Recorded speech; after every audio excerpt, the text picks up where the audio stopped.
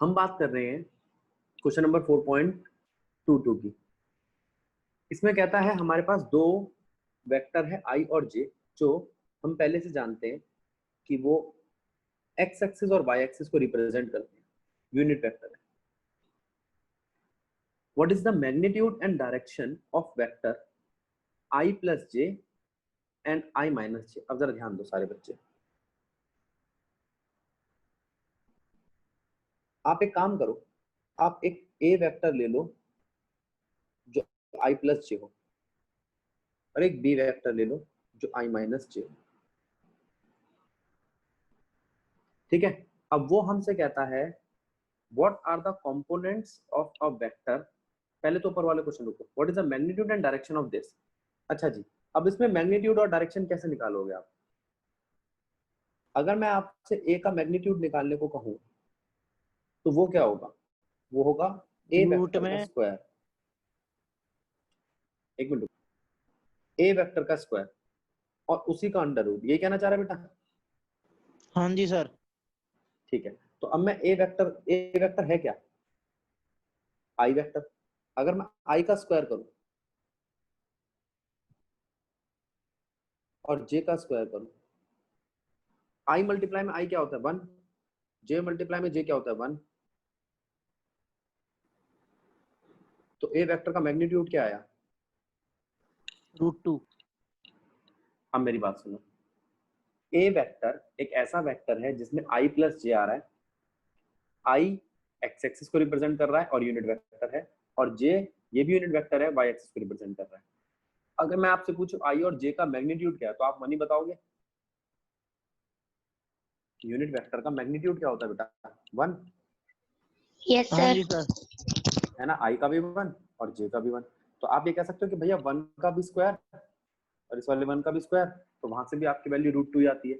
अच्छा, अब वो कहता है अगर यहाँ पर एक बी वेक्टर का मैग्नीट्यूड निकालू तो मैं under root of vector B का स्क्वायर, ये भी √2 आएगा। ये भी √2 आएगा हाँ जी। क्योंकि माइनस जे का स्क्वायर हो जाएगा। Yes sir. तो मैग्नीट्यूड तो पता चल गया मेरे को। ठीक, अब डायरेक्शन कैसे निकालूंगा? tan अल्फा से, याद है? हाँ जी sir. Yes sir. tan alpha. तो डायरेक्शन क्या होगी ए वेक्टर की?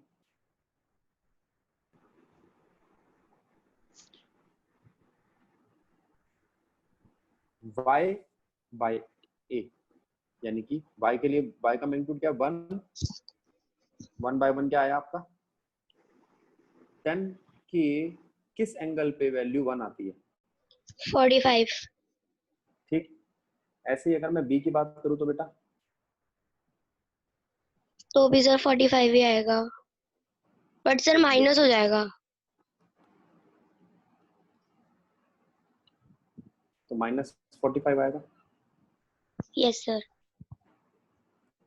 एनसीईआरटी ने कहा है यू में यूज ग्राफिकल मेथड। आप ग्राफिकल मेथड का इस्तेमाल कर सकते हैं। अब जरा हम ग्राफ से भी समझाएं इस बात को। देखो, सर ये इसमें एक बी दो वेक्टर। ट्रायंगल बनेंगे ना अपोजिट मिरर इमेज वाले।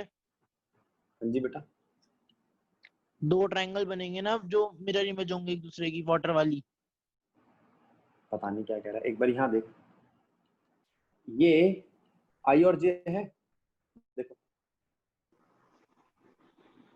जे, नेगेटिव जे और आई। ठीक, बोलो। Yes sir. Yes sir. तो ये क्या है?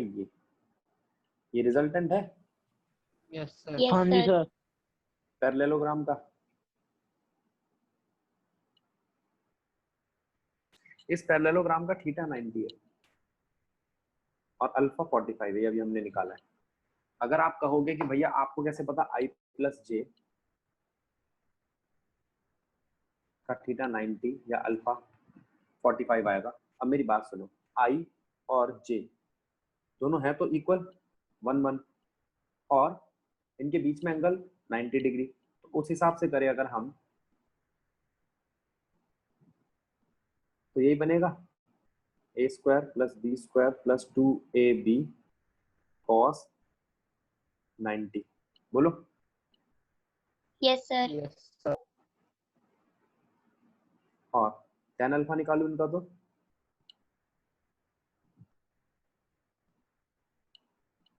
और आप ये भी जानते हैं इस ग्राफ से हमें यही पता चल रहा है कि 90 डिग्री को बाइसेक्ट करने वाला एंगल 45 ही तो होगा बेटा। Yes sir. और इसको देखो ये क्या है, ये माइनस जे के लिए तो ग्राफ नीचे बना है, लेकिन है तो एंगल 45 ही, नीचे है इसलिए मैंने माइनस 45 कह दिया। कोई दिक्कत? No sir. देख लो आराम से इस पार्ट को देखो, फिर इसमें एक और पार्ट कहता है।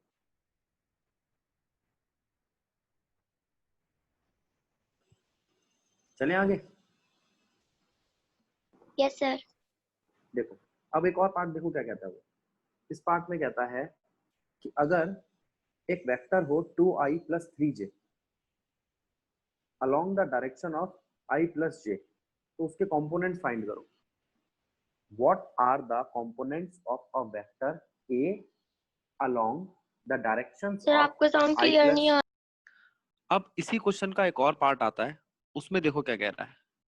एनसीईआरटी कहती है मान लो एक ए वेक्टर है, जो वेक्टर ए है वो है 2i 3j, ठीक है, और इसकी प्रोजेक्शन निकालो i प्लस जे के साथ। अब आप चाहो तो i प्लस जे को p वेक्टर मान लो, ठीक है निमृत? Yes sir. तो बेटा i क्या आएगा तेरा, ए वेक्टर क्या मैग्नीट्यूड क्या आएगा, अंडर रूट, अब तो 2 और 3 है, अब तो 1 नहीं है, ठीक है? सर √13। हाँ √13, वेरी गुड। और डायरेक्शन क्या आएगी?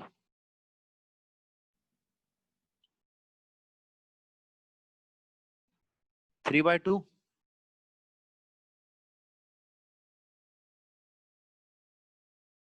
अब अल्फा की वैल्यू 3/2 56 के आसपास होती है, 56 डिग्री के आसपास। ये तुम्हें नहीं पता है, वो जब तुम टेबल देखना चालू करोगे तो आ जाएगी। ठीक बेटा, यहाँ तक बात समझ आई? Yes sir. हमें ठीक है डायरेक्शन सर। मिल गई, हाँ हमें डायरेक्शन मिल गई और हमें मैग्नीट्यूड मिल गया ए का। अच्छा, अब वो कहता है क्या होगा एंगल इनके बीच में, इसके बीच में और इसके बीच में, आई प्लस जे के बीच में और ए के बीच में। तो आप कह सकते हो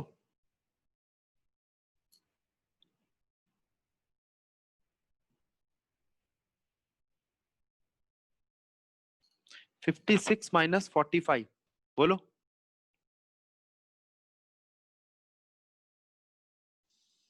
ठीक है बेटा? सर आपने हाँ जी बोलो। 56 से निकाला? वो जो सर 56 आपने वाला एंगल है, बोलो बोलो आप बोलो। सर आपने कहा था कि आप मैथमेटिकल टूल्स की वीडियो बनाओगे ट्रिग्नोमेट्री के ऊपर भी। अभी बनाई नहीं ना, जब बनाएंगे तब पहुंच जाएगी। अभी ये ट्रिग्नोमेट्रिक की एक ऐसी टेबल है, जैसे लॉग टेबल तुम्हें सिखाई थी, वैसे ही 10 की भी एक टेबल होती है। उस 10 की टेबल में आप ये वैल्यू देख सकते हो, ठीक है? मैं आज या कल में बना दूंगा। अब जरा ध्यान दो। अब मैंने आपसे कहा, तो ये माइनस क्यों करा? अच्छा ठीक है, मैं इसकी फिगर बना के दिखाता हूँ। देखो अभी पीछे हमने एक फिगर बनाई थी जिसमें ये था आपका आई प्लस जे,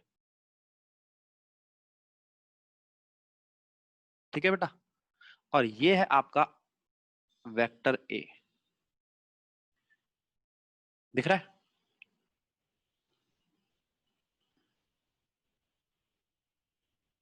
अब वेक्टर ए का एंगल 56 है और आई प्लस जे का कितना बेटा? 45। तो अब वो कहता है, क्वेश्चन क्या कहता है देखो एनसीईआरटी का, what are the components of vector A along I plus J या आई माइनस जे। तो मैं उनके एंगल को पता करूंगा तो ही तो उसके कंपोनेंट्स बना पाऊंगा, बोलो। Yes sir. ठीक है, अगर मैं इस एंगल को देखूं, सारे बच्चे ध्यान दो, इसको 11 डिग्री को, तो 11 डिग्री की प्रोजेक्शन i प्लस जे पर है।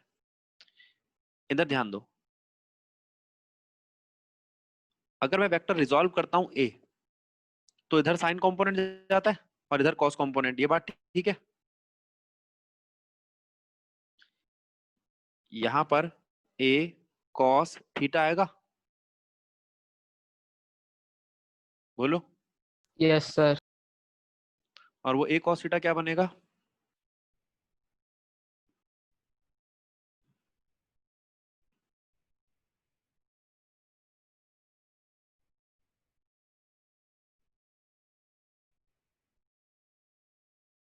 i प्लस जे कहो या p वेक्टर कहो,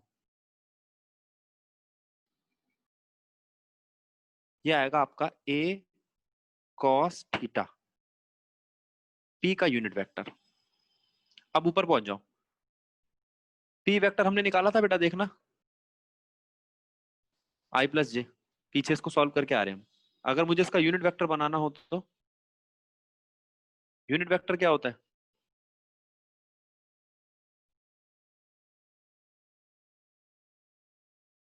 बोलो, इसका यूनिट वेक्टर क्या आएगा p का? वेक्टर अपॉन में उसका मैग्नीट्यूड, हाँ जी सर, आई प्लस जे मैग्नीट्यूड तो, अपॉन में आई प्लस जे का मैग्नीट्यूड। और i प्लस जे का मैग्नीट्यूड था √2, पीछे करा अभी हमने सॉल्व, ठीक है। तो यहाँ पर एक cos थीटा तो समझ में आ रहा है, उसके साथ हमने p लगाया। एक cos थीटा कितना है भाई? a की वैल्यू और उसका cos थीटा, a की वैल्यू है √13 और cos थीटा कितना है? cos 11 degree. और p वेक्टर कितना है? i plus j by √13 by √2, sorry, ठीक।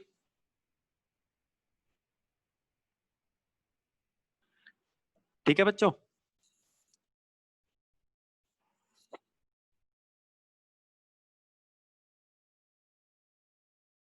अगर मैं आपसे बात करूं, एक तो केस ये था आपका first case, second case, vector a और दूसरा वेक्टर है i minus J. i minus J 45 आया था माइनस का, याद है आपको? Yes sir. माइनस का 45,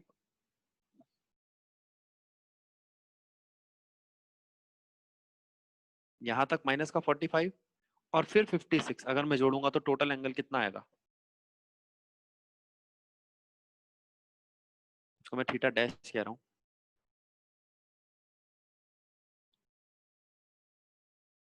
56 माइनस माइनस 45 कितना हो गया? 111,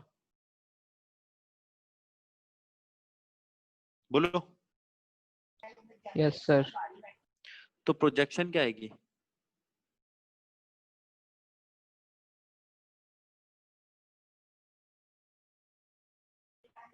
√13 cos 111 और वो i माइनस जे अपॉन √2। ठीक है, मैंने इस वाले वेक्टर को क्यों बोल दिया है? तो a, सर हाँ जी बोलो। 101 डिग्री आएगा ना, 111 कहाँ आएगा? 101 आएगा, हाँ।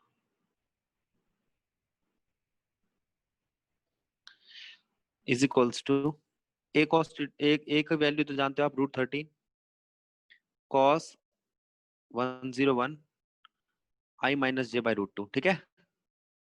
Yes sir.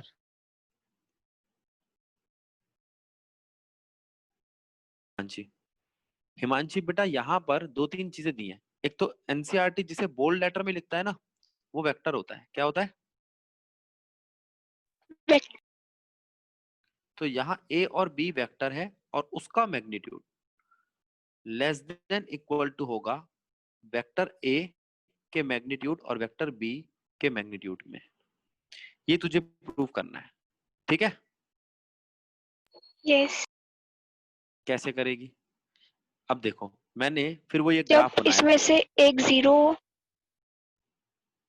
अच्छा मतलब इसमें से एक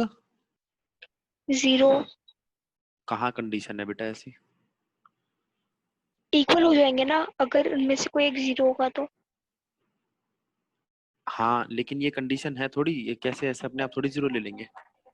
लेट कर सकते हैं सर। वाह क्या लेट किया है। जब भी कभी कोई क्वेश्चन आए x इक्वल टू दिस, दोनों को जीरो ले लिया करो, हमेशा आंसर सही आ जाएगा। इंटू 0 करो सब कुछ। हाँ हाँ हाँ। अच्छा देखो, अगर कोई यूं कहता है कि भैया मैं ये कहता हूँ कि ये वेक्टर b है, ये है माइनस वेक्टर b और ये है a वेक्टर, ठीक है Himanshi, a plus b vector का मैग्नीट्यूड कहाँ जाएगा? रिजल्टेंट ये होगा। कौन सा वो लगाया हमने फॉर्मूला? Law of parallelogram. कोई दिक्कत? ठीक है, ये देखो, तो मैंने आपसे कहा वेक्टर ए और बी का रिजल्टेंट है वेक्टर ए प्लस बी एंगल अल्फा पे आ रहा है और हम जानते हैं कि इसका मैग्नीट्यूड होगा under root a square plus B square plus 2ab cos theta, law of parallelogram से। अगर मैं इसे एक ट्राइंगल मान लूं कैपिटल ABC, तो आप जानते हो कि किसी ट्राइंगल में दो साइड का सम तीसरी साइड के इक्वल नहीं हो सकता है? बताओ। No sir. छोटा होता है हमेशा।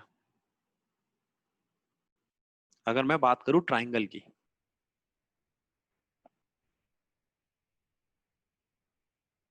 इन ट्राइंगल ABC एक साइड हमेशा दो साइड के सम से छोटी होगी। अच्छा एक केस है,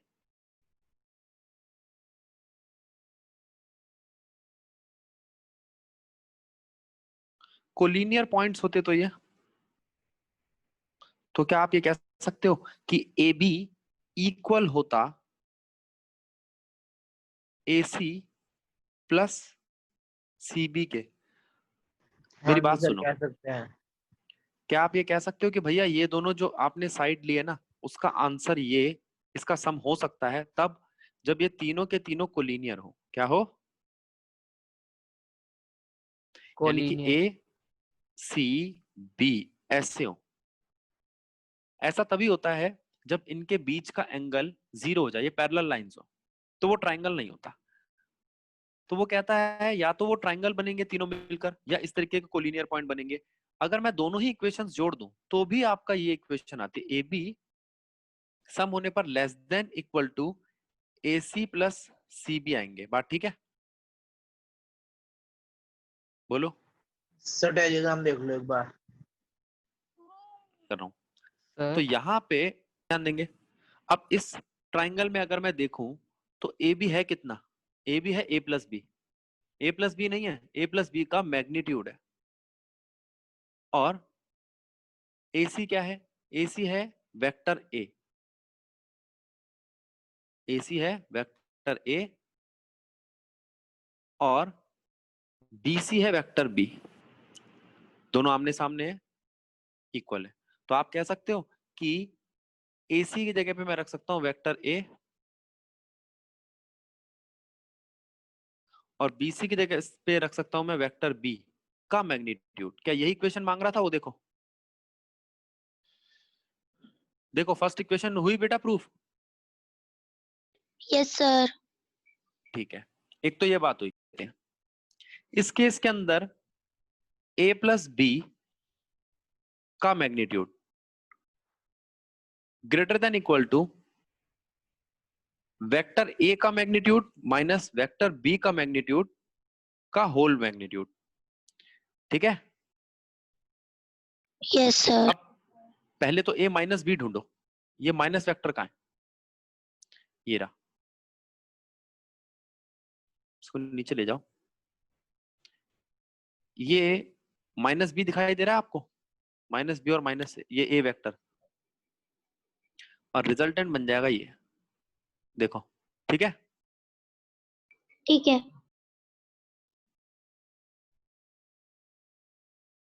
ठीक है बेटा, ठीक है सर। ठीक है। फिर से ट्रायंगल ले लो, ए बी सी बोला था, आपकी डी ले लो। In triangle A C D, ये कहां गया? देख बेटा, ट्रायंगल ए सी डी में अगर मैं a माइनस बी देखूं तो फिर वही वाली बात लगेगी। यहाँ पे माइनस हो गया। अगर सर हम बात देखो, हाँ, इक्वेशन 2 के लिए हम क्या करेंगे, ये तो पहली इक्वेशन थी हमारी। दूसरी equation a plus b greater than equals to vector a minus vector b का होल मैग्नीट्यूड। ठीक है, तो हमने कहा भाई अगर मैं फिर से ट्रायंगल लेता हूं ABC, तो वहां पर AB छोटा ही होगा AC प्लस BC से। ठीक, लेकिन अगर मैं दो साइड्स को माइनस करूं, इस वाली साइड में से ये वाली साइड सब्ट्रैक्ट करूं, तो इनको सब्ट्रैक्ट करने पर जो तीसरी साइड होगी वो हमेशा इनके दोनों के सब्ट्रैक्शन से बड़ी आएगी, तभी ट्रायंगल बनेगा। बोलो। Yes sir. और अगर ये कोलिनियर है तो इक्वल हो जाएंगी। In case of collinear, Nimrat कौन सा कोलिनियर?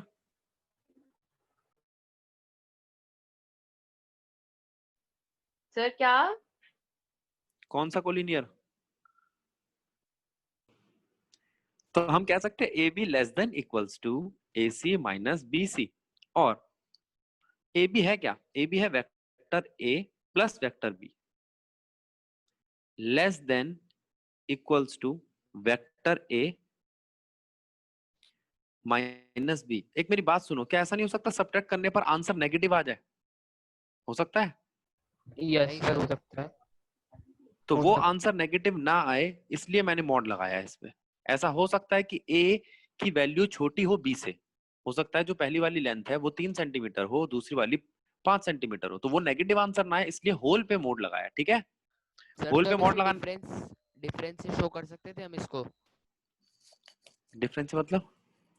सर वो जो एक साइन होता है डिफरेंस। देखो, अगर मैं बात करूं a माइनस बी की, तो a minus b less than a plus b, और a minus b greater than equal to a vector minus b vector का मैग्नीट्यूड। इसके अंदर सेम केस चलेंगे, बस ट्रायंगल बदल जाएगा आपका। सारे बच्चे ध्यान दो, same as first and second but in triangle ACD। कोई दिक्कत? बोलो। No sir. लेकिन अगर मैं कहूं इसे ग्राफिकली सॉल्व नहीं करना, with the help of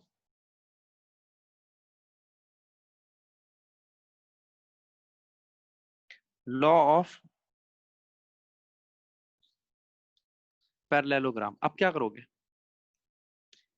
question आए कि पैरेललोग्राम की मदद से करो, ग्राफिकली सॉल्व मत करो। अगर लॉ ऑफ पैरेललोग्राम से इस इक्वेशन को देखूं मैं, वेक्टर ए प्लस वेक्टर बी का whole magnitude less than equals to vector A plus vector B, magnitude की बात चल रही है, तो लॉ ऑफ पैरेललोग्राम कहता है रिजल्टेंट जो होता है उसका मैग्नीट्यूड इक्वल होता है under root of A square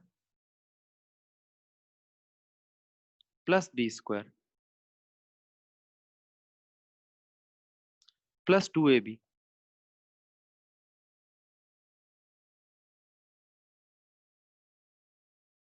cos theta.